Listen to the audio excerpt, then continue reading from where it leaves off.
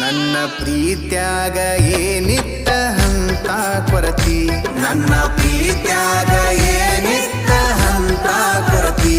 ಎಷ್ಟು ಹೇಳಿದರೂ ಕೇಳಲಿಲ್ಲ ಗೆಳತಿ ಎಷ್ಟು ಹೇಳಿದರೂ ಕೇಳಲಿಲ್ಲ ಗೆಳತಿ